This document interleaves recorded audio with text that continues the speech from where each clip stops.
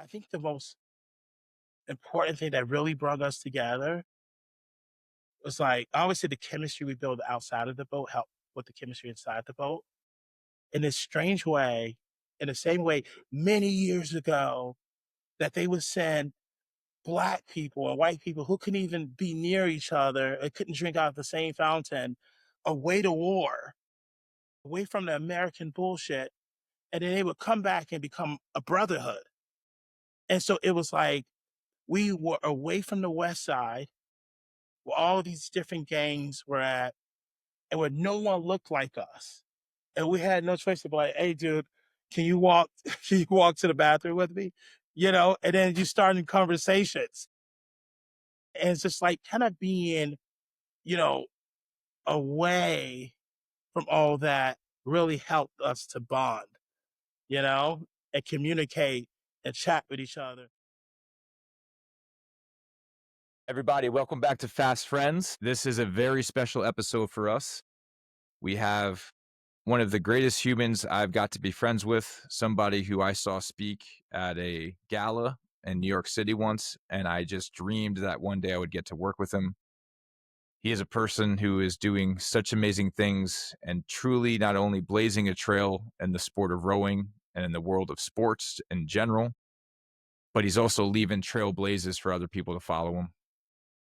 He's an amazing human being, someone I'm so happy to be called a friend and become a fast friend. With no further ado, Arshay Cooper, welcome to the show.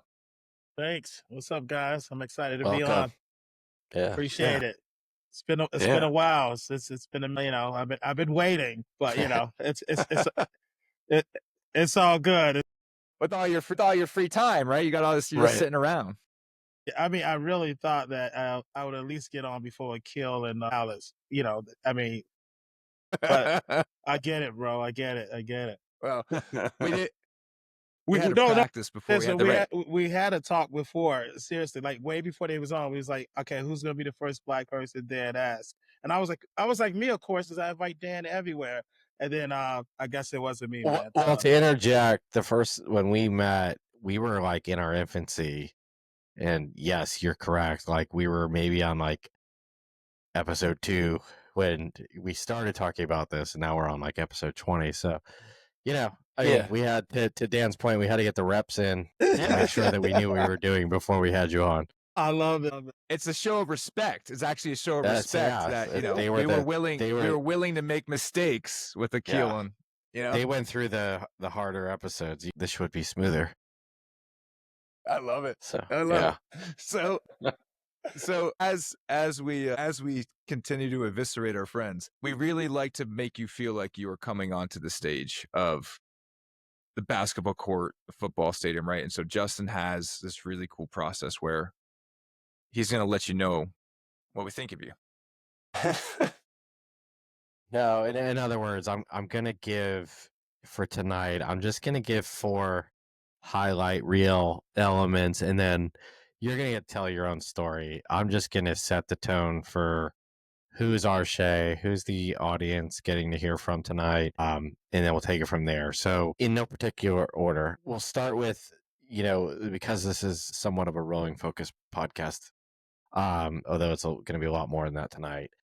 You were the captain of the first all-black high school rowing team. In 1997, you joined and later became the captain of the rowing team at Manly High School on Chicago's West Side. Brought together folks from all over the West Side and transformed their lives through the unity of rowing. We'll talk more about that. The author of The Most Beautiful Thing. Obviously, you authored the memoir of Most Beautiful Thing, which recounts the experiences with the rowing team. Later adopted into a documentary film of the same name, narrated by none other than Common, produced by Grant Hill and Dwayne Wade of the NBA. Not Dwayne Wade, your next door neighbor.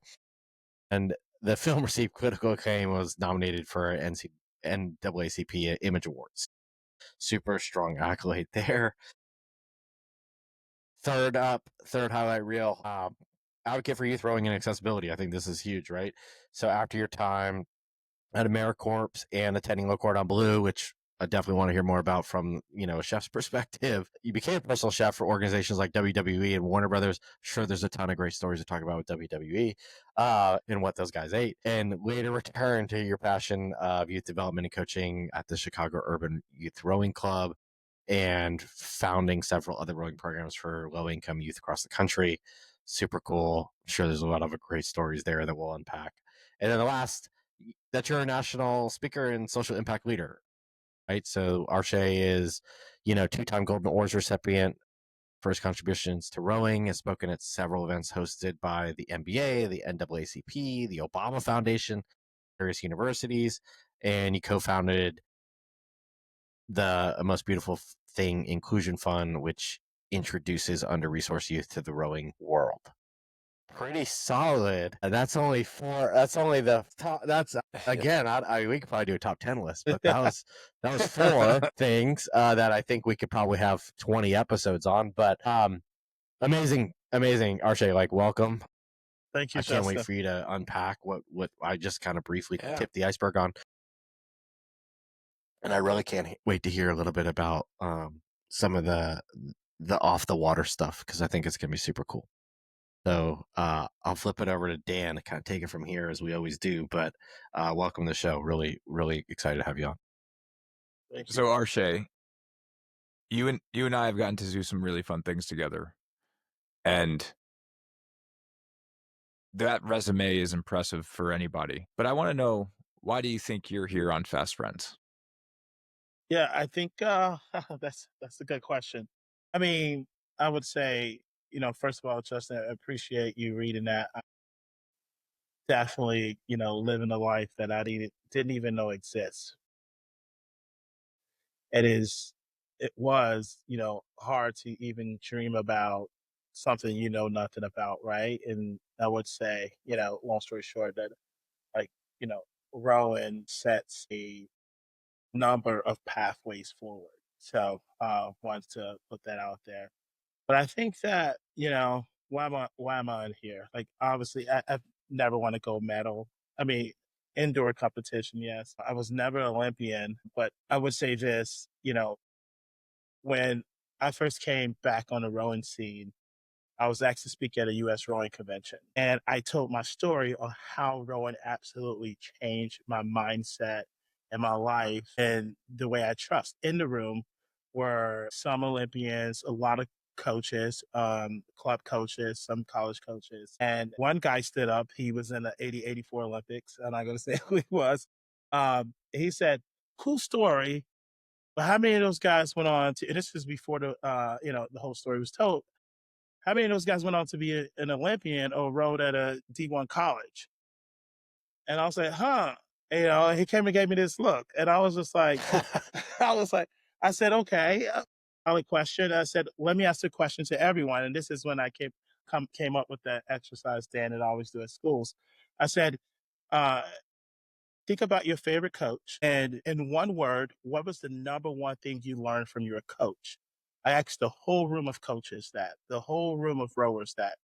And you heard grit, you heard teamwork, you heard trust, you heard family, you heard persistence, perseverance, all these amazing things, grit a lot. And I said, so you guys have spent hours and hours and hours and hours beating on your craft, working in the erg room, working on the boat, and no one said rigging, no one said erging, no one said feathering, right? No one said finish, right? No one said stroking, like none of those things.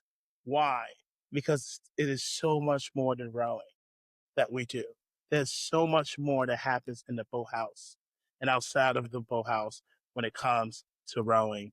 And I think that, for me, I demonstrate all the attributes of rowing, not just certain things, not just what happens on the water, but what happens outside of the water, what happens in the boathouse, what happens when you go home, everything that you can take away from rowing, 100% of it all. I felt like I demonstrated and I benefited from, and I share that with others. Yeah, I love it. That's it. That's it. That's it. You can tell you've been doing a lot of public speaking. That was like I was locked in. I was thinking I was trans. in the room. Well, I mean, so wait, hold on. Yeah, okay. Everyone's got to give their word. Okay. Oh, yeah. So what's that? What's the word?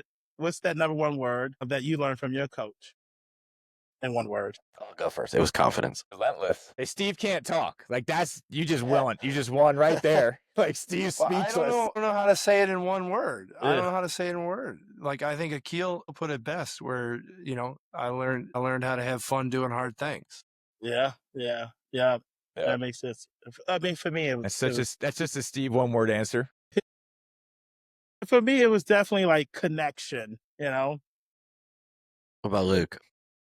I think it's probably trust and or loyalty, or the connection of those two, but not just trust in other people, trust in myself. Oh yeah. Wow. Yes. Yeah. Good group, Yeah. huh, Arshay? Yeah, no, the good group. Those are strong words too. And I think like when you're teaching young people, I try to get people to understand that, even as a basketball player, you don't make 100% of your shots and you don't miss 100% of your shots, right? Even a steady state, you don't PR every time you sit on the erg. You don't get worse every time you sit on the erg. And so if you can make it growing about those one words, like the grit, the connection, the trust, the perseverance, and you make it about those words, I think things work out on the water. But if you make it just so much about the feathering, um, the blade, and it doesn't work out, you start freaking out. Like all these mental things happen. But when you really make it about everything that that you're learning from the coach, I feel like it flows better. Yeah. It's such a beautiful point. I think, getting to see who you are today, and I really appreciate why you think you're here. And, I agree with all of it, and I think we'll learn more as we go on. But I think it's really important to set the tone for people who might be meeting you for the first time. And, let's take a look in the magic mirror and kind of reflect on who was Arshay Cooper before you found rowing, or rowing found you, and tell us a little bit about who that young man was. Yeah. Yeah, young Arshay Cooper grew up on the west side of Chicago. Chicago get a bad rap, but it was definitely a place where talent was everywhere, right? But not a lot of access and opportunity. I've heard gunshots when I slept. I've skipped over pools of blood, like literally from like the hallway to, until I get to the last step. A lot of people live in our building, and there's a lot of violence. I've walked through the cloud of, you know, drugs and, all kinds of different smoke in the hallways. I've ran for my life. I've lost friends, and it's a real thing. These young kids that grew up where I grew up have experienced what some soldiers have experienced in war, but before they were 15. And never said the word dad a day in my life. Mother wasn't around half the time. Had to raise myself. And I think my teacher mentioned it at my wedding. That I said, God exists everywhere but here in this neighborhood. And the reason why I said that is because, you hear all the time, God is good, God is good. And I was like, where's the good? That was my thought process as a kid. So, like the film said, like, how do you break out of that dream when those things are happening? How do you sit in school with a hungry stomach and try to figure out what's 20% of half when you're thinking, are you going to make it home after school with the 20 different games that are there? And that's just not what I'm thinking. That's what everyone else who's sitting in the classroom is thinking, right? And that was my young life. And I always knew there had to be something different. Had to be something out there. I've seen it on TV. I watch, A Different World. I watched The Cosby Show. I watched The Fresh Prince of Bel-Air. I watched all these shows in the 90s. I was like, like these lives that on this television set is not made up, but how do I get there? But it felt so far out of reach. And so every day the mentality was like, I just have to deal with it. Just have to deal with it until something comes up. And again, there's a lot of young people that have a lot of fire in those communities. But the question is, how do you allow the fire inside of you shine brighter than the fire that's happening around you? And that was the hard thing to figure out. What was your favorite? Like, did you watch cartoons? What was your favorite cartoon? Right, part of this is like going on an adventure. What was like your favorite cartoon to go on an adventure with? Yeah. It was a couple. Of course, I don't know if it was Thundercats. I love Thundercats, right? Yes. Thundercats Yes. was like, Yes. and I was just like being a beast, right? Like that was something that was like super cool. But also, I love the chill and like what, like Tom and Jerry was just so like, that took my mind off everything, right? I didn't have to be a beast. It's just like be in this kind of silly world and, and wonder if this guy's ever gonna catch this little thing, right? Like, like this is his dream. Is he ever? And it felt like that. You know what I mean? Like I had these dreams, and your feet is like running as fast as you can, but you're not moving anywhere. You know what I mean? Like, am I ever gonna Yep. get here? You know what I'm saying? But it was like, those cartoons was the two that like first thing to come to mind. So did you guys ever feel that Roadrunner and Wile E. Coyote were Tom and Jerry for Warner Brothers? Oh yeah, 100%, Yeah. 100%. 100%. Yeah.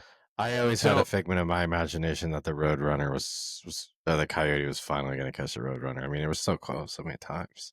It's like, just give it to him for once. I mean, Yeah. You need, write it in the you need script. to win. You need Yeah. to win. I mean, Arshay, what you just shared, I think, especially like because I think about TV kind of being a refuge of that era. I'm just only a couple years older than you, and I think about life in the late 80s, early 90s in an urban setting. One of the things that you've kind of really taught me is, growing up around poverty is part of a city, but what I never really respected for the size of Chicago is like how big it is. And one of the things that you really alluded to me, like, which was one of those challenges to like kind of get outside your world, is there were just blocks and blocks of people that kind of look just like you. And even to get to the outside of the West Side to see something different, let alone a body of water, let alone the city itself, to me, that really was just such an amazing hurdle of what life was like for you as a young man back then, which is no matter how far you walk, nothing changes. Where in smaller cities, and I even think where we were in Manhattan yesterday, Manhattan isn't that big of a city, so you can walk from one area to another and it changes drastically. And that you didn't have that in Chicago. So I think the depths of where you really were felt stuck was so powerful,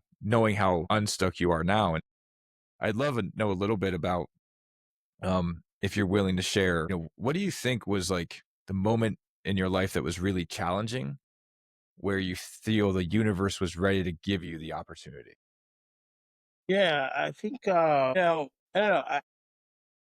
For me, that's a loaded question. I think that the most challenging thing for me, I would say, and then it can talk about when the universe is ready to give me the opportunity, was just trust, right? Like, I felt like that was the most challenging thing. Not only friendships, not only like my mother who's in and out, uh, not only men who I was not used to being around, I was raised by women coming in and say, I want to help you. And also teachers who like, you missed 20 days of school. We had teachers saying, dude, you're going to die before you're 18. And so I think that like the most challenging thing was trust, right? And so you protect yourself now and everything that you went through because you had no one to really share it with, you bury it, right? But when you bury these things, you bury it alive. And so every time someone says something like your mother, you trigger it, right? It comes back and you're upset and you act out. And I didn't want to see that person what triggers. And so I just kind of kept to myself, articulated my pain through silence. I didn't say much, right? But when I got into high school, I didn't I didn't make the basketball team, I didn't make the football team, but I really got a chance to see how athletic I was. I was very athletic. The reason why I was told by the dean to kind of check out a bunch of, go to a bunch of tryouts.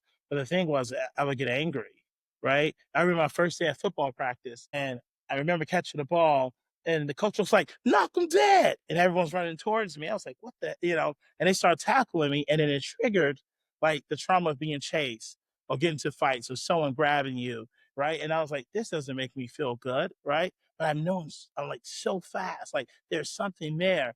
But I was like, forget football, and I go to basketball tryouts, and I can hoop a little bit, but like if you're not that good, people will tell you in basketball you're not good, you suck, you're garbage, right? That's like the trash talk. But when you hear those very words growing up from your uncle or your grandfather, like you want to fight. It triggers the trauma, right? So I saw like that people wanted me to be a part of a sport. I didn't know what that sport was, but also at the same time, the challenge was I was triggered by sports, right? Sports triggered the trauma. So I needed something that was non combative and non conflict in my life. And I didn't know what that was. Yeah. No, and I mean, again, it tells how much resolve a young person has to have. It just reminds me of the resolve that you have to endure that day in and day out, and to not Yeah. find your place at a time in life when everybody seems to be finding their place. Yeah. And that's why I'm not quick to judge. Like sometimes you watch these YouTube videos and these kids are spazzing out, and like there's definitely a certain amount of like respect and love that need to be taught, and people need to be accountable for their actions. But when you look at some of these kids afterwards, and it's like, I know they've seen things that I've seen, right? And when you don't have, whenever there's a mass shooting at a suburban school, right away they say we're going to send in trauma counselors, which they should, to help them unsee what they saw. But we had our school, we saw this violence and these shootouts every day, and there was no trauma counselor, right? And so when you don't have access or resources to heal from that trauma and pain, you redistribute that same trauma and pain to those who are close to you. And sometimes that's what you see when, there is like, again, a fight at a football game, a basketball, but it's just like the trash talk that people can't really handle that is sometimes happening every day from a different gang. And so it takes a lot to try to navigate through that. Hey, quick question, Arshay. And this is a bit of foreshadowing, and we'll get to it later on. You spoke a little bit about kind of insulating yourself. I guess keep it to yourself to not be triggered or inside. You'd bottle it. Well, I think he You, said he articulated anger through silence. Is that how you put yeah. it? Yeah. That's going to stay with me forever. So Like that is, yeah. I don't know. That one hit me. Anyway, so no worries. So again, a little bit of foreshadowing. Obviously, I alluded to it in the bio. You're an author. Did you have a knack for writing or journaling at that point in your life, or was that a much later endeavor? No, Just I mean, curious. I was definitely doing poetry at the time. Okay. Yeah, it's just, I mean, most of them were for girls, but I was definitely doing some writing. What R&B artist was your inspiration? You know what? My grandma played a lot of Luther growing up, and there was Okay. like this group called the Boys, and I mean, of course, New Edition, those guys, you know what I mean? So it was a lot of those young guys, and then of course some of the old school guys. Got it. Yeah, just curious if that was part of the um springboard to your writing. Yeah, one of the questions I guess I had, and you got to it a bit of like you needed an outlet, but you needed a conflict-free outlet. So I understand that you saw a rolling shell or a boat in the cafeteria. Um, you know, How did that feel different? How did that feel like a spark or a light bulb maybe in that moment of like, hey, I want to find some kind of refuge? Participatory refuge, if Yeah. you will. Yeah. I mean, it definitely wasn't like a light bulb at first, right? I was just Okay. like, what the hell is this boat doing in the lunchroom? And I mean, that was everyone's thought. And you know, we had a lot of black teachers in our school until it was, you know, this white lady who was like, hey, join crew. And we was like, what the, you know, like the first thing you were told is like by your family members, don't join anyone's crew. You know what I mean? And it's like this Yep. Yep. white lady Yep. saying, join my crew. And I was like, there's already so many gangs. I was like, white chicks starting gangs in our school. It's like the popular thing to do. Like, what the? But I think what was like, You gotta watch Mean Girls. They already know how to do it.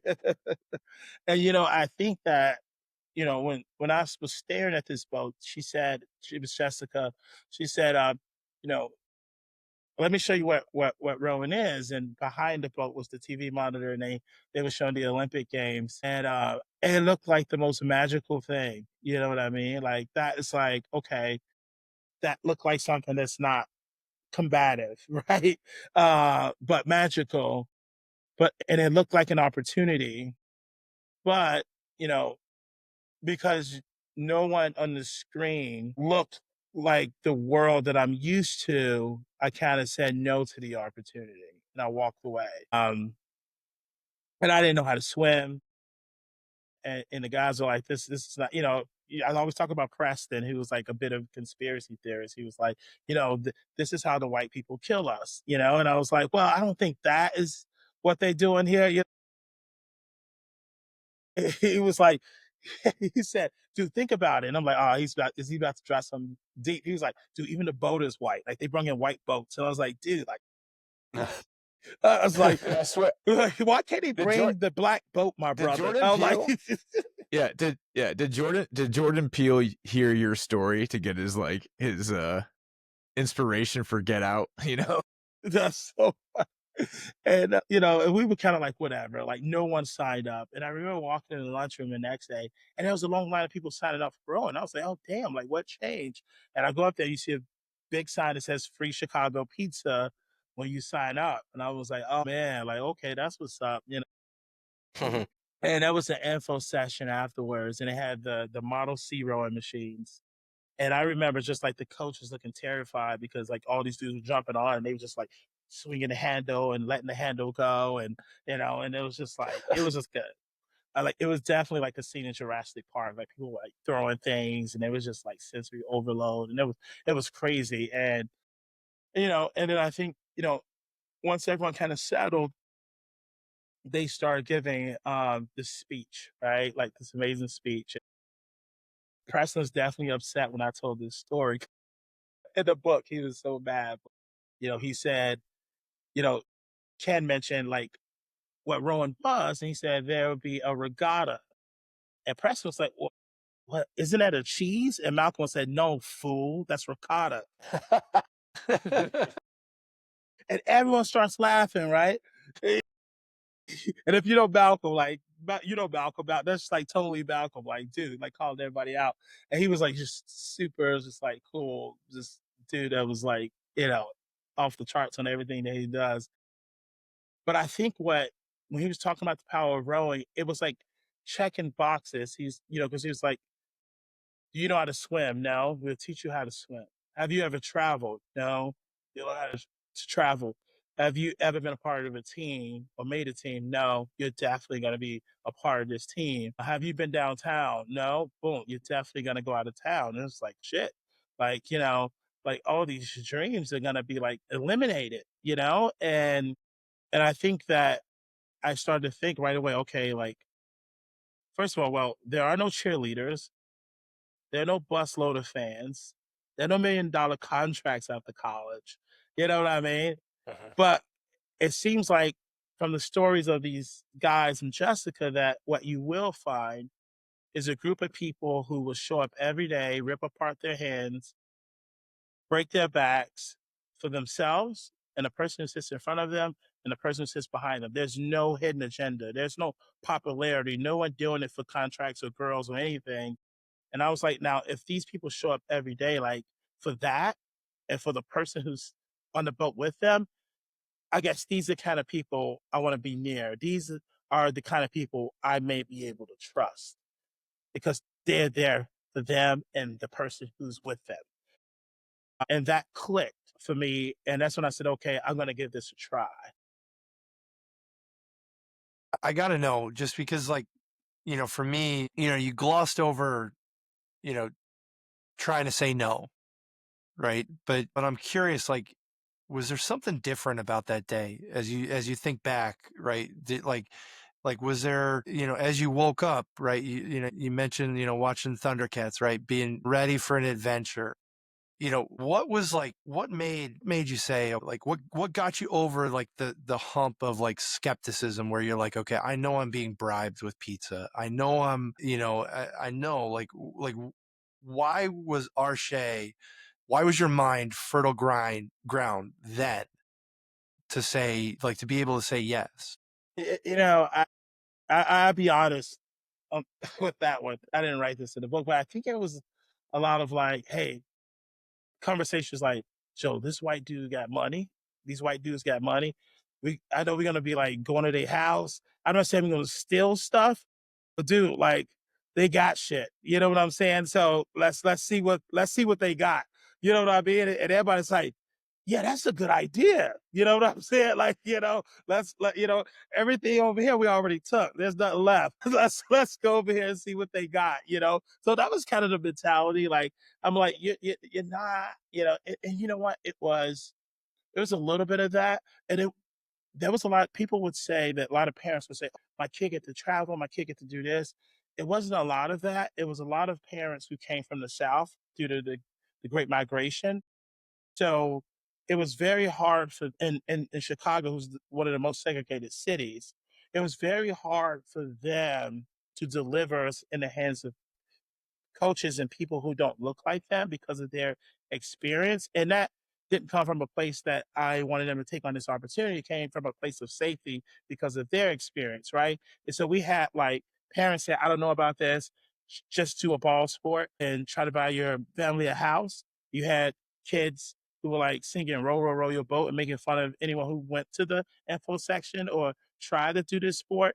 And then we were like, okay, we want to have the space. If we do row, it's like you're rowing in a boathouse with 3 private schools. Now, how would this even look? You know what I mean? And so it was so many things going through our minds. But I think what helped was just like, you just get to travel and go downtown. You get to step out of your neighborhood every day to practice.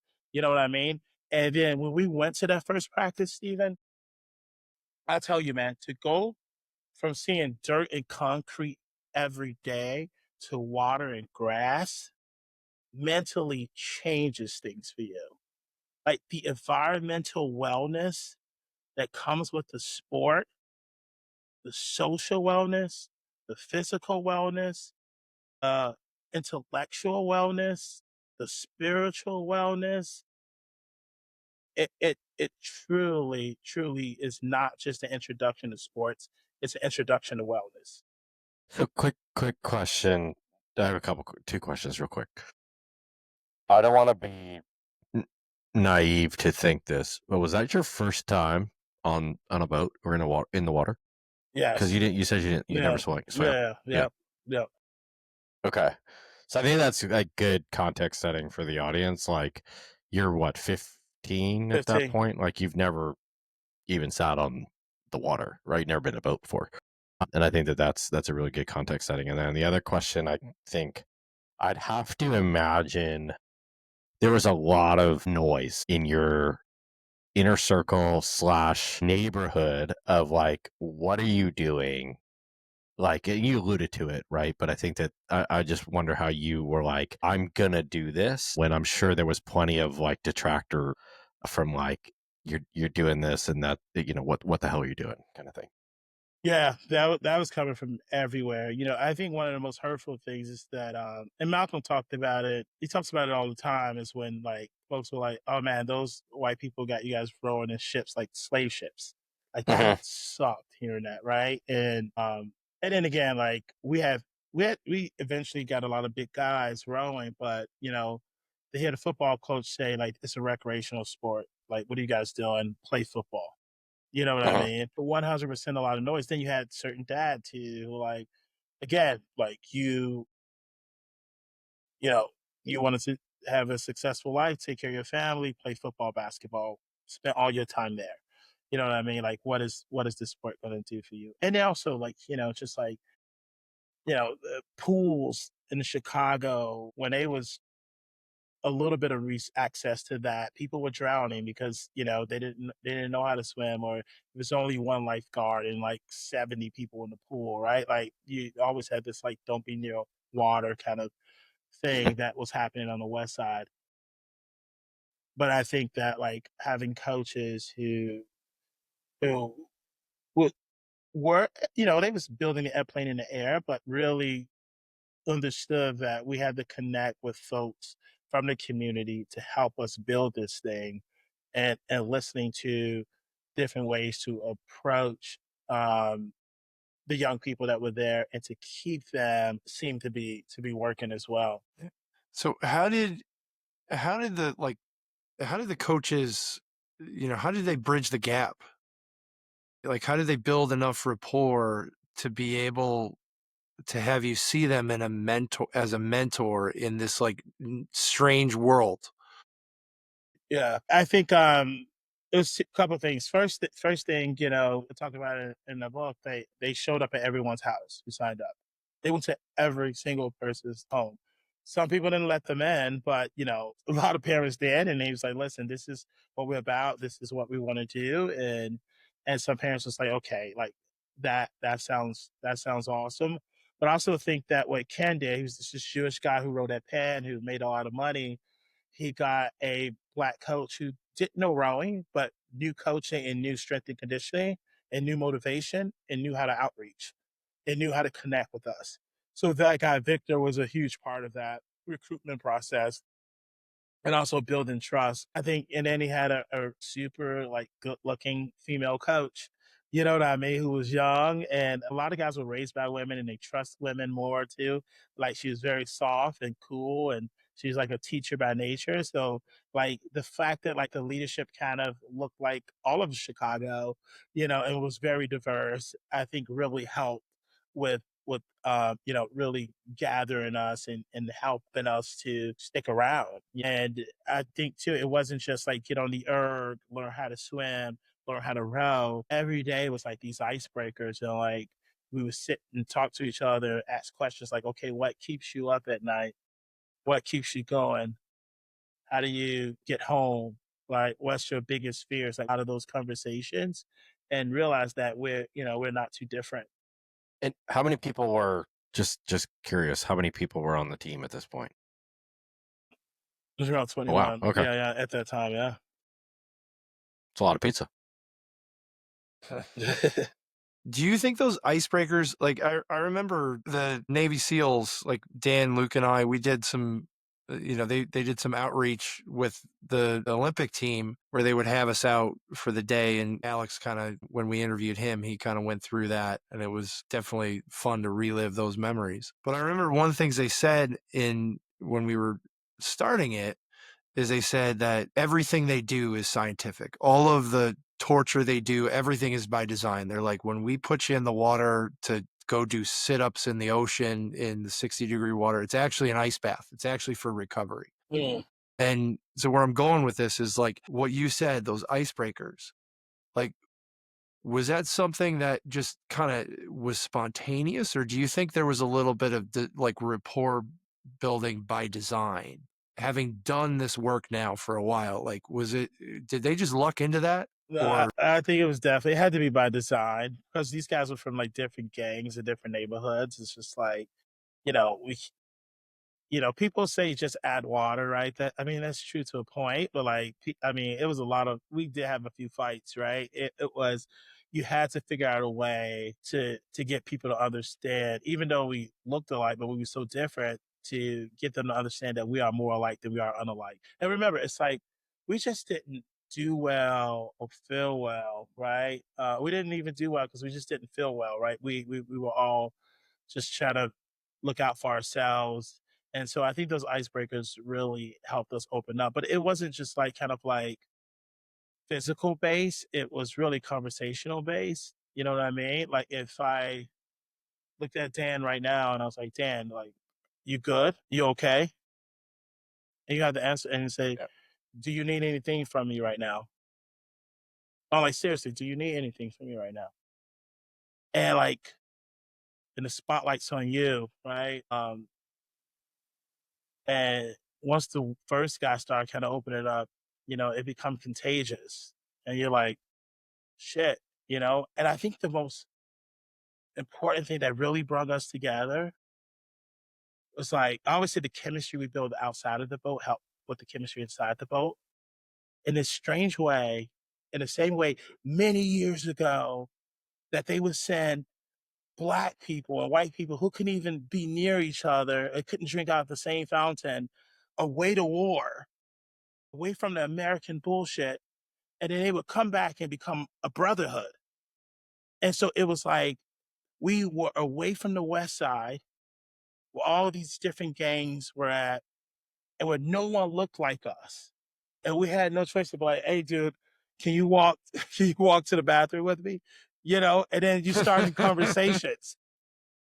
And it's just like kind of being, you know, away from all that really helped us to bond, you know, and communicate and chat with each other.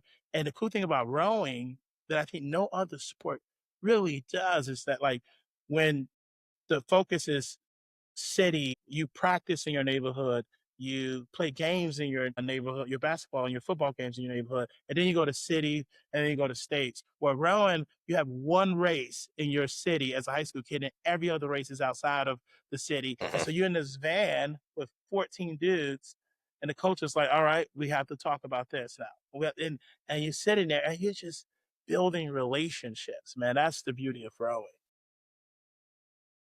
Yeah. So it's so, I mean, there's so much amazingness that comes from just you seeing that boat, and getting to know some of the other guys in the boat and, doing work with you, seeing how you handle young people. You can tell that a lot of what you're good at is from a wisdom. And one of the things that I was really intrigued about having you on the show, especially with the other guys here for that perspective, is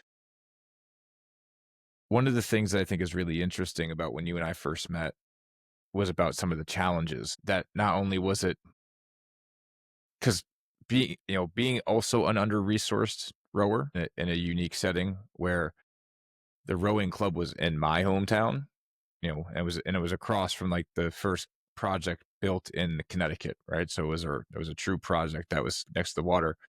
All the kids from the affluent town came into my town, whereas you guys had this other experience where you went from your town to the affluent part.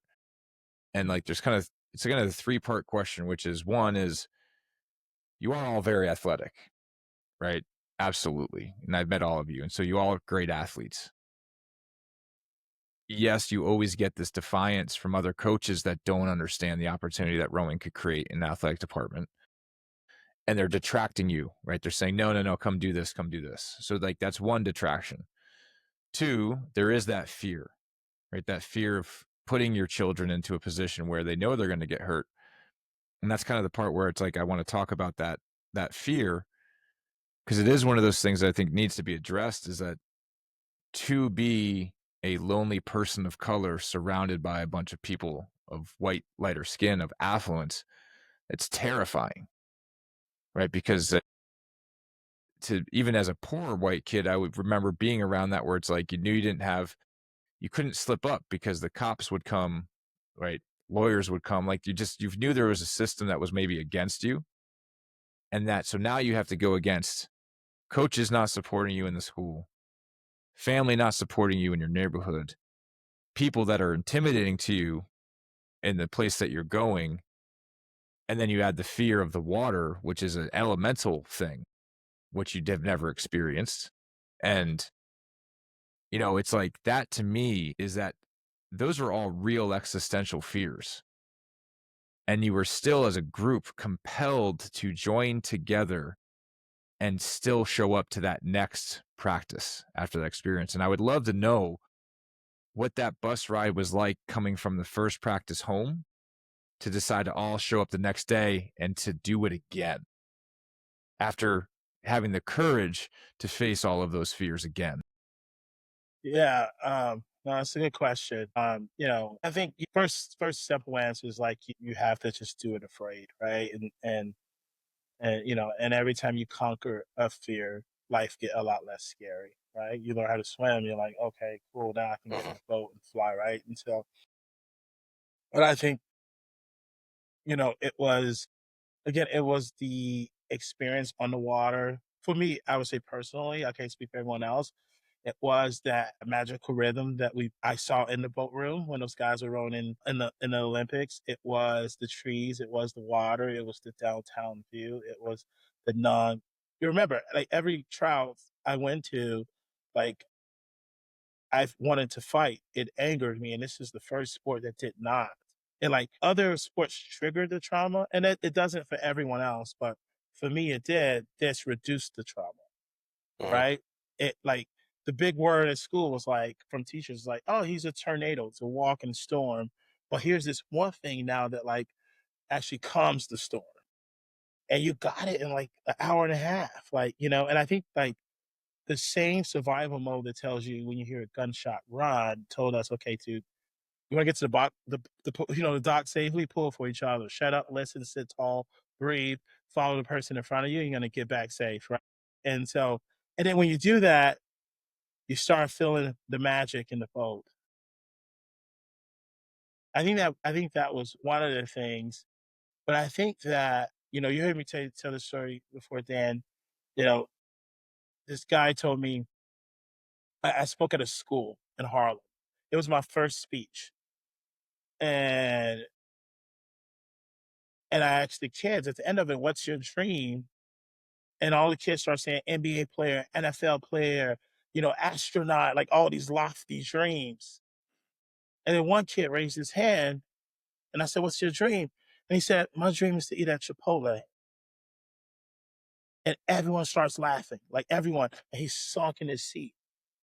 And the look in his eyes, I was like, I know that look. I know that look. Like we couldn't even afford Chipotle. You know what I mean? And after that, I went up to the school counselor and I was like, here's $20. Make sure he eats at Chipotle. Why?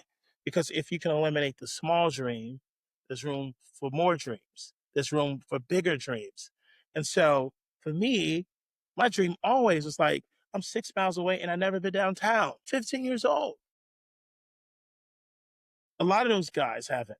And you go downtown, there's freaking Chicago pizza. You know what I mean?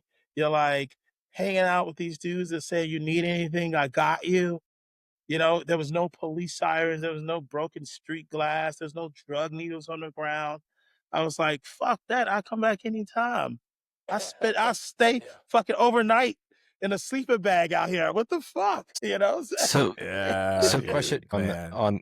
yeah, Yeah. it's Yeah. it's a good illustration for us. One question, because we've all talked about this, the four of us, and then a lot of our guests have talked about this. When you got into it, did you feel like you had an obsession? I mean, and you lived in very different, I'd say more than any other guest or any of us, you lived in very dueling worlds of, where you lived and then where your boathouse was. But did you have this almost unbridled obsession with the sport, or did it take time? Because we've heard different versions of this, and I'm just curious. Yeah. I didn't have obsession with the competitiveness. I had obsession with the wellness piece. Okay. The way the water just cradles you, even when you're at way enough, in a way that reminded me of my grandmother's rocking chair. Mhm. Like that was what, really, that was my obsession for me personally. The environment. You would say it's rowing, but it was what rowing brings. Yeah, fair. I'm calling you a little bit. on the competitive part of things because you are competitive, right?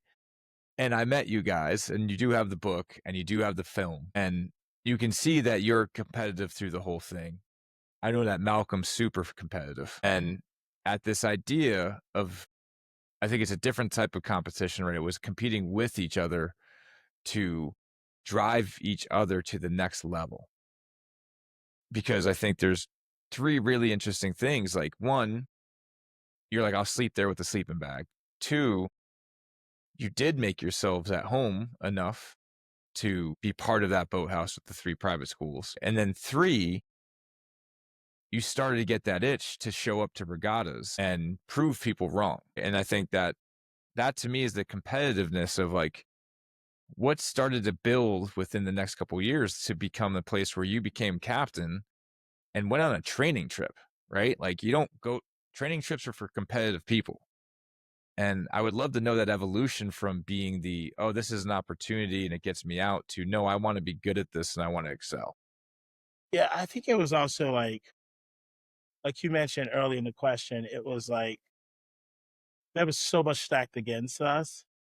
Like people didn't believe that, you know, we're gonna stick it out, right? People, I mean, the freaking Tribune came and, you know, and they were kind of like laughing, like, are you guys really like doing this? Like they were like making like jokes. If you read the article from the Tribune in 1998, you can still read it. They were like, these guys went from dribbling basketballs to like, you know, it was just like all this fucking crazy shit they was writing on the Tribune. You know what I mean? It was just like, you know, it was fucking strange, bro.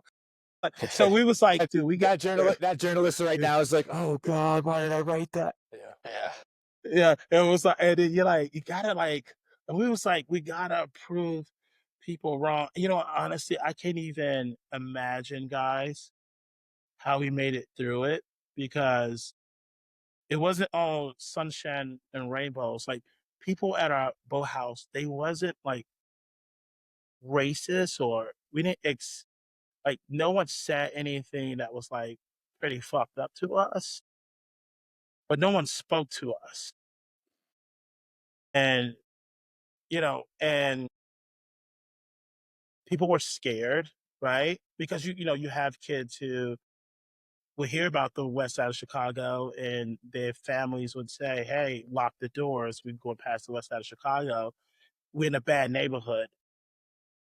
And if you're in this bad neighborhood, you probably just say, oh, these are bad people then. If you know what I mean? Even though they family say this is not bad people, it's bad neighborhoods, must be bad people. And I think that like every day, like at our this was our home boathouse. We were told this is your home boathouse, but every day felt like an away game in our home boathouse. You know what I mean? And then when we go home, we, you know, our teachers didn't really respect it, right? So and I think we just kind of fell more, we was more obsessed, I guess, not just with the wellness piece, but with proving people wrong. You know what I mean? Like that's kind of was like, okay, guys, we gotta like, I think we have our own stuff, but I think it's time to pull for each other because it's just us. It's like it's just us. Like our parents are not showing up. We had a first race, no one's showing up. You know what I mean? No one's watching us, and and I think that like that is when things started to connect, right? You know what we do belong, and all I know is that Alvin, you are in a gang and you're not in the gang anymore and you're showing up every day. Oh, Malcolm, like you didn't, your dad was told you never be around white people or you'll be in trouble and don't go to rowing. But somehow he snuck to practice every single day and he wanted to be there. Pookie was at a whole different school and he knew us and he transferred over our school just to experience what we were experiencing, just to get out of the neighborhood because we were getting out of the neighborhood every day, right? And I think that we all found something that we like now we have a purpose. You know what I mean? And so that when you have a purpose, that keeps you going, you know? And so I think that's what helped, you know? You just I have gave me a shiver. Dude, you just gave me a shiver. You have a purpose when you have a purpose. I have a simple one for you. I have a simple one for you. And it's just like I'm thinking about my own experience, and it's like, and then you're describing the pressure, like the social pressures and like the social stigmas that you're overcoming. Who of your crew was the first one to decide it was okay to wear spandex and not shorts? Right? How did that, right? Cuz boys, right, when they start rowing, no matter where you're from, there's that awkward period of like, how long are you gonna wear shorts before you're like, man, this is holding me back, and I gotta just walk around in Rip the spandex, band-aid right? off, yeah. How many Like, times are you gonna rip your basketball shorts getting caught in the slide? when I started, I used athletic tape. I would tape the Yep. legs of my shorts, right? So yeah, I'm just curious, like how that transformation, right? It Yeah. happens to everyone. Yeah, I mean, it happened to our very last race. Well, Mark Mandel, who's now the coach at Williams, was like, "Dude, come on, you guys are getting out of here soon. Like, stop." It took a long time, bro. No, it is serious. It took a while, man. It's just like there was a lot of undoing, but that one. I don't know, that didn't really happen. The getting up to the erg in the shorts and then doing the like Yeah. and like taking it off real quick and sitting on the erg, Yep. you know? Like, yeah. Yeah. Oh god, that awkward face. So, all right. So you've overcome leaving your neighborhood. You've overcome getting to the boathouse. You've overcome not feeling welcome. You've overcome putting spandex on and keeping it. Where do you think that the shift from, and I've said this to other people that have had, that gift of being an under-resourced athlete. And when you decide to stop being the charity case, when you decide to show up and compete, when do you think that really happened? Like where you felt like your high improving behaviors as a group got you to the point where we are going to not only do this, but we're going to change the way that the school views us and the way we view ourselves. Because I think that's a really powerful part of the movie. I think it's a powerful part of the book. I think it's a powerful part of when you speak about that, to the point where like you did motivate the rest of the guys in the movie to get back in and train and race. So like this competitive aspect of what you bring to this, it's not just, it was one of the first things you and I talked about when we first met was the idea that the hardest part is that we're not going to be able to save everybody. And that's a hard thing to deal with when you're doing under resource work. And two, it's about not keeping it a charity case for a long time, but making the person feel that they're competitive and they have a chance to excel. Yeah, And I think that you guys did that so well as trailblazers. And it's one of the things you do so well for the programs that you work with. And so I just like to know kind of where that root of we got to do this for something more than us really came from, because it's everyone's going to go see the movie after this, and I know that they're going to read the book, and you got more stuff coming. But I think that's like the nugget, which is just that magical moment where you're like, now we're going to compete. yeah. I think that comes with leadership of our coaches. If your coaches make you feel like a charity case in your young brain, and be like, yeah, they just giving us opportunity. Like if that's just put into your head, like you can't do this without us. Because there are coaches who start these programs, and it's more yay me and not yay them. Uh, You know, when you're my whole thing is like, these are not charity stories. This is not about charity. It's about just giving resources, the opportunity, and watching young people rise. Right? We're not giving you anything. We want you to earn it. We want you to show up. I think there's people with good hearts, and they start these programs in inner city, and it's like, oh, but the kid can't practice that hard, or don't be too hard on them. And I'm like, dude, these freaking seventh graders on the west side of Chicago are doing 2-a-days and football games in the summer. You know what I mean? Like, what do you mean that we should only practice a couple days a week?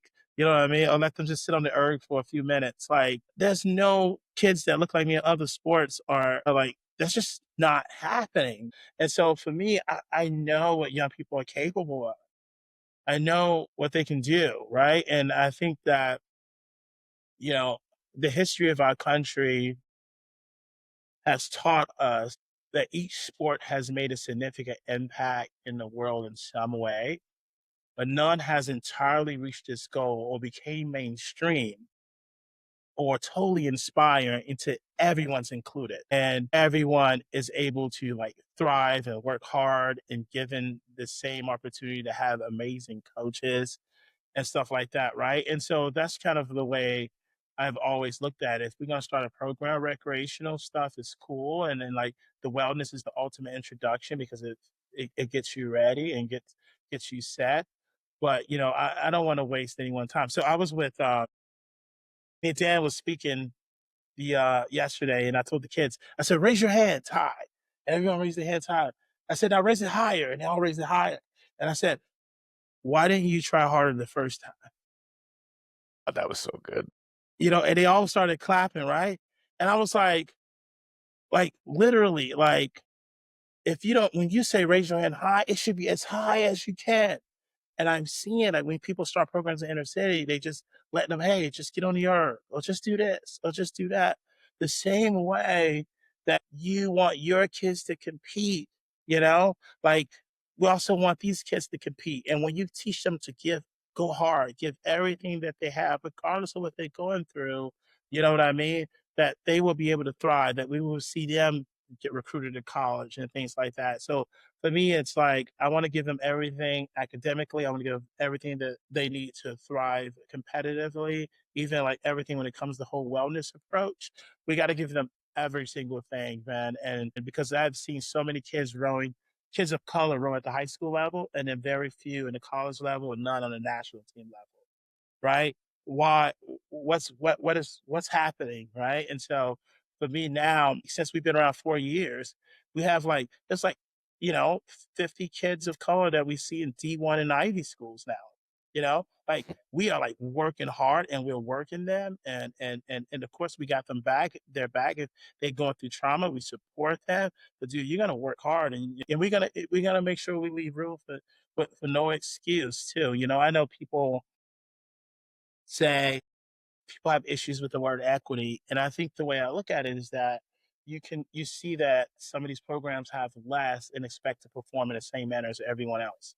Like you see these programs where kids only have a few days of practice. They have the oldest boats, the most novice coaches, and they're racing against these like really amazing schools and they're getting slaughtered on the water and they don't know why and then they don't come back. You know what I'm saying?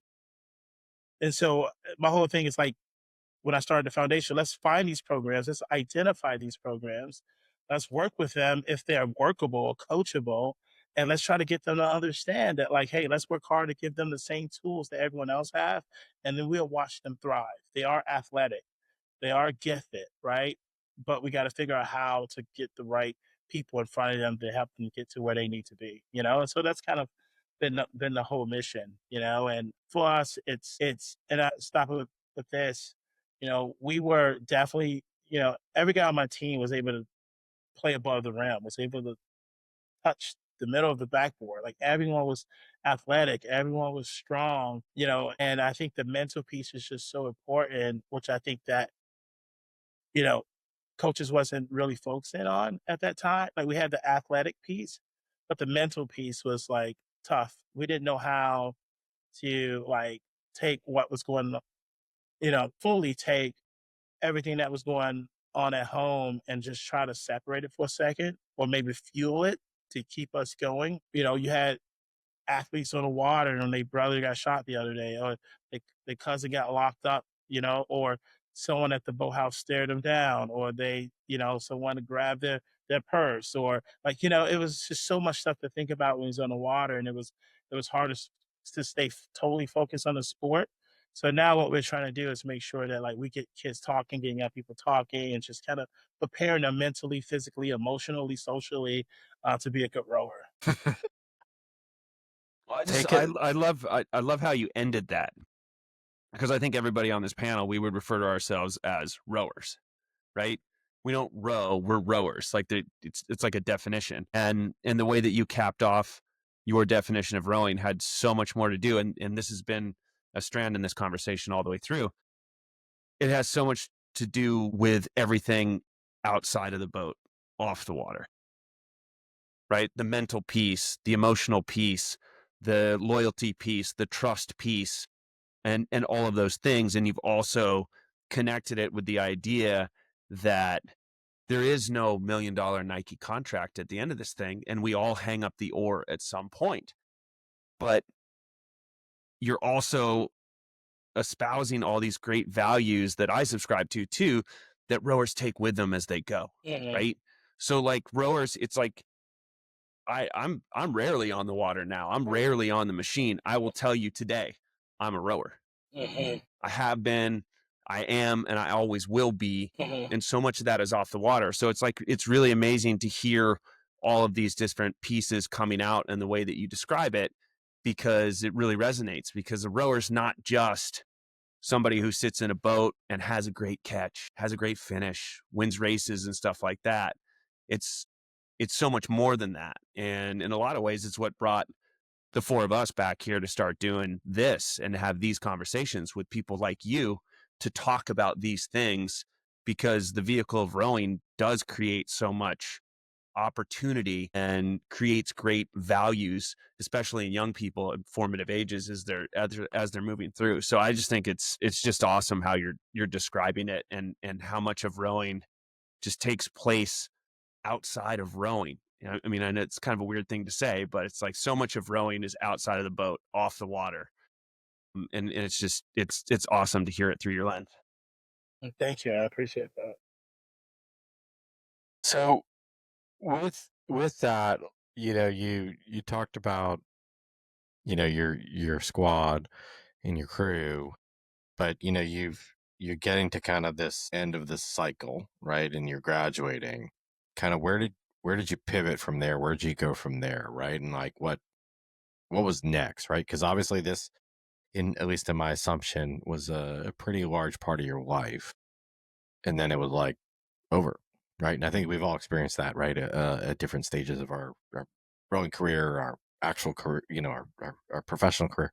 So just curious as to like what happened next. Yeah, yeah. I think yeah, it was so much part of my life, and it felt so much like my place of refuge, to the point that like knowing that I'm gonna leave this sport for a while, it was like you know, I was like carrying a burden. Like it was a burden to like leave the sport.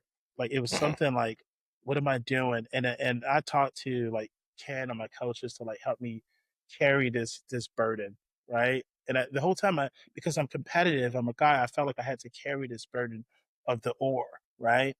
And I think I just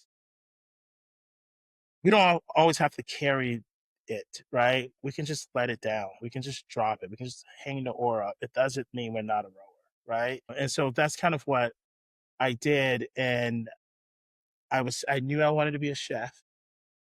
Uh, I was cooking competitions, and it was almost the same thing. Like working in the kitchen is like, you can't do the work of eight. You need eight to do the work of one, right? You gotta do that. It's very fast paced, right? You have to work well with others. It's just like it was some of the same things, right? As rowing and cooking. And I'll tell you what happened. A lot of folks know I was a chef, but I was filling out my application, Johnson Wells, Le Cordon Bleu, all these schools, and this is actually in the next book I talk about this, and I went to a speech. Someone took me on a speech with them and said, "You're going to speak to these kids at the juvenile center, juvenile detention center." And I was like, "Oh, damn!" Like I go, and it was like, "You just got so much in you." I just got always say, "You got so much in you." And so I spoke at the juvenile center. And I went in there, and all these guys walk in, and they dimmed the lights, and the spotlight was on us. They didn't want any distractions or the kids talking to each other or seeing each other. So the audience was dim, and the spotlight was on us. And they told the kids, "Don't ask any questions. You better not make any noise." And the security guards were there, just listen. And I remember sitting there and I was telling my story, and the guards was like, "All right, it's time to get up and go." And when I was walking out, this guy said, "Arshay Cooper." And I turned around and I looked, right? And it was this guy, Donald, that I knew from like sixth grade. And this kid was just a good kid. He would take like bread and feed like the pigeons. just a good kid. And I'm like, how did he get there? And I remember security guard grabbed him because we told you not to say anything, and they like pushed us out, like he was like an animal. And I was thinking, like, gosh, like how did this dude end up? He was like the funniest kid. Like, how did this happen? And I went to like my coach, and I was like, I know I'm going to school, man, but I feel like I should be doing more. There has to be more. Like, why is this happening to these kids, man? And I was like, I don't. Is there something else I should be doing? And he's like, no, I think you're on the right path. And he came to me and he said, I don't think, I'm not saying you do this, but there's this AmeriCorps program called City Year. We can dedicate your life to a full year of service. And you can Mhm. help those that are like your friend Donald. You can take a gap year and do this. And I was like, gosh, I want to do that. But I did it. And so I took 1 full year. I worked on the south side of Chicago in a school with young people, And then I felt more ready for school. And then I went to Le Cordon Bleu. And I had to tell the story because I think, if you know, like our rowing program was rowing in youth entrepreneurship. So, a lot of programs that are started now in the city, it's like rowing and academic support. Our program was rowing and youth entrepreneurship. And so when I went to cooking school every day from, I was in school, I think from like 10 to 4, but before that, I worked at Starbucks from 4:30 a.m. to 9:30 a.m. every single morning before school. I had to pay rent, but when I talked to my coach, I was like, "Hey, I need a job, but I also need to start a catering business." And he was Mhm. like, "All right, let's go through your strategy." And and I had ideas. He had ideas. And so what I did was I started working at Starbucks, but I was like, I need to work at a Starbucks in the wealthiest neighborhood in Chicago because these people need their coffee. Where the NBA player went, and I went to the one in Little Italy, which like everyone was there, like a lot of folks with money. And I was there every morning, and I was meeting these guys, right, and these ladies, and I was getting to know them. And I was like, "This today, your coffee's on me," and I knew their names, they knew my names, and I would go to school, and I would start building relationships with the kids at school, and I was looking at who's good, who's not good, right? And I was like, okay, all right, I'm going to start a catering business. I know who I'm going to hire. And I know I'm going to get my business from Starbucks, but I don't have enough experience, right? And so I talked to another friend, and he gave me this idea. So I went to Blackbird Restaurant. It was just won the James Beard Award, #1 French restaurant in Chicago. I was like, hey, can I work free on the weekends? And they were like, who are you? And I kind of told them. And I was like, I don't care if I'm cutting carrots or cutting onions or mopping floors. And it was like, his name was Chef Paul Kahn. And he gave me the opportunity, and I was cutting onions and cutting carrots all day. And then I started making these business cards. It's called Cater to Couples and Families and Kids Parties. And it was 4 people that I hired from school. And it was like, you got any business? I was like, no, but I'm gonna go get some business. And so I started putting the card on the sleeve inside of every Starbucks cup. And I started saying, hey, I'm starting a catering business. And they would be like, you know how to cook? I was like, yeah, I go to Le Cordon Bleu. And it was like, what's your experience? I was like, I work at Blackbird. It was like, you work at Blackbird? I was like, yeah, I work at Blackbird. And they didn't know I was cutting carrots and working for free, but I was like, I work at Blackbird. Right. And I promise you, I started getting catering business. And I started hiring these dudes. I was paying like I was 19 years old, and I was getting paid like $1,200 for a job and paying like 4 dudes like $10 an hour. Like I was like legit hustling, and that is how I was able to pay for the Cordon Bleu and also take those courses in London. And right after that, I always tell these stories to kids. When I came back home, my first job was with WWE wrestling because of that story. In the interview, I told that very story. It's amazing. Yeah. That's so cool. And so that was That's my chef life. That is All right. amazing. I That's got it. amazing. Look. I got to pull this one out because I know it. Oh, you were at the WWE. I think what's wild about that is you must have done a lot of work in Stamford, Connecticut, correct? Not a ton of stuff in Or no? Connecticut. No. Because No? Okay. whenever there was whenever it was SmackDown and Raw, I lived in Chicago. We traveled to each city, and then Okay. the arena had a kitchen, and we made the food out of there. So that's kind of how we did it. So you're around, right? You're around athletics. You've kind of gotten into combat sports a little bit. You're an adult now. You're in your knees. Tell these guys which WWE star you got into a fight with. Well, I got into it wasn't a physical fight, but it was two things. The first person was Triple H. The dude was just not nice, bro. Um, it's just like I don't know if they've seen a lot of people come and go. I like the first time, I was like, okay, we have to show up. It was 4 chefs, and we are cooking not just for wrestlers, but wrestlers, ref, security crew, camera crew, and and they would come in. It was all protein. All I ate was protein all damn day, just protein. And I remember Triple H was talking to Edge, Edge and Chris. Edge, the real name is Adam. I was like, the first thing they say, hey, like Adam, do you want? And I love Adam. I was like, hey, you want this Gatorade? And Triple H was like, don't you see we talking? I was like, what? He said, he looked at me like, don't you see we talking? I was like, my bad. Like he came up, he got in my face. But I think that the one thing that was really cool, The Rock, it was 2003. The Rock wasn't wrestling. He just started doing movies. And so he wasn't there like the first year I was there. Now everyone kind of knew who I was. They was like, yeah, Arshay's the man. If you need this in the kitchen, go see Arshay. And so The Rock comes back for a show. And he said, I said, hey, here's the menu today. I was kind of freaking out. It was him, but I was like, hey, here's the menu. And whatever we kind of say goes as the chef. Chicken breast was not on the menu. And I was like, hey, steak, blah, blah, blah, pie, blah, blah, blah, blah. He said, chicken breast. I said, no, chicken breast is not on the menu. He said, chicken breast. And I was like, dude, I was like, there's no chicken breast on the menu. And I kind of got it. And then The Rock kind of got up. And then one of the wrestlers said, hey, if Dwayne wants chicken breast, Dwayne gets chicken breast. And I was like, got it. That's amazing. Yeah.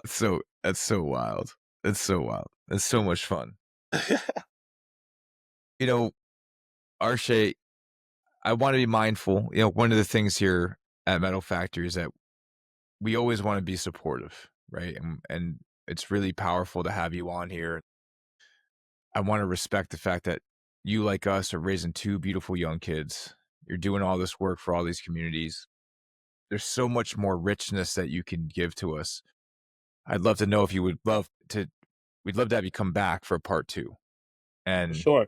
because you have gone from the west side of Chicago, and I'm not going to go through the whole story because people have to read the book. They have to watch the movie. They have to get ready for what is going to be part 2 of your story coming out in print. And so I'm not going to spoil it, but you've come from that truly humble beginning, that very isolated, lonely spot.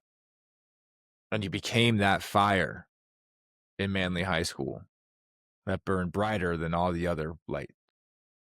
You became a leader, you became a mentor, an author, a chef, a chicken breast cooking motherfucker for The Rock. You're so good at everything you put your mind to, and you do the most amazing job that I think a true coach and leader and rower, right? You are a stroke.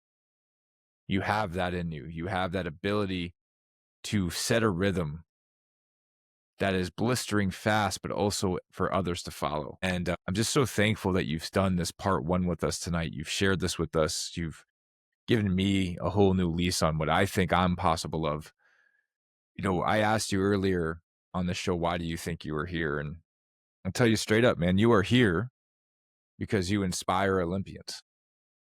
You inspired world champions. You inspire Division I athletes. You inspire the most inspiring people in the world, man. And the fact that you shook your head yes to part 2, I can't wait to show our friends and our audience not only more of maybe what you have done, but what calls you back to rowing and show what you're going to do. And I'm just so excited that you're doing this with us. So thank you. No, I appreciate it, man. It was awesome to be on the show and excited for everyone who's watching to check out part 2. I guess I'll leave you all with this lesson. I speak at a lot of schools and kids say, like, what was the thing? You have so many lessons you learned from rowing. Like, what's that number one lesson that got you from the kid who was stepping over pools of blood to the guy now that has an award-winning book and writing new books? Like what was the out of all the lessons, what was the number one lesson? And I always tell people the number one lesson was the lesson of the cockpit. for you, Justin. Next. Yeah, thank you. I'm waiting with bated breath. Yeah, and our not I'm not speaking for everyone. We call the boat the 8 and the 4, not the 5 or the 9. For me, it's always been like I'm the rower, and then here's our coxswain, right? Here's the 4, and here's our coxswain. Our biggest complaint towards our coxswain was you don't understand what we're going through. Like you don't get the labor that we're going through. You like just make your demands, or you like yelling, but truly you don't get it. You know what I mean? You don't understand it. And what I didn't really thought about as a young person is that, while we had a race and kind of laying around in our trailer, that you have to get up early and you have to go to this coxswain meeting and you have to study the course in a way that we're not thinking about it. And your job is to make sure we don't hit a brick wall. And we don't always see the finish line, but you do. And you see what we don't see, right? And your job is to make sure we get to that finish line as safe as possible. And in the same way, as young Arshay, I had to realize that my coaches, my mom, when she came home, my grandmother, my mentor, my teacher, my counselors were my coxswains. Now, there have been so many moments where it's like, you, mom, you don't understand what it's like to be young. You don't get it. You don't live at this time. Like, it's different. You don't understand. And all you do is yell and make demands, you know? And what I didn't know is that our coaches, our mentors, our teachers, our parents, they see what we don't see. They've been there. They study the course. And we don't always see the finish line, but they do, and their job is to make sure we don't hit a brick wall until we understand and make them a part of our team.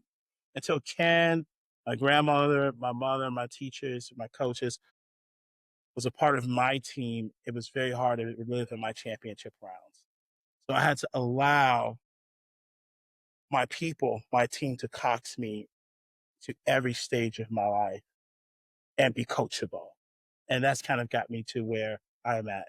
That is why I'm living the life that I never thought existed. So please stay tuned for part 2. Awesome. All right. Anybody else? I think that mic is dropped. That's a wrap for tonight. Yeah. Yeah. All right, baby. We'll set up a time and we'll get part 2 in the books. That's all for today's show. Fast Friends is a Metal Factory production. All opinions expressed are our own and those of our guests. If you like our show, follow along or subscribe with us wherever you get your content and podcasts. Thanks for listening.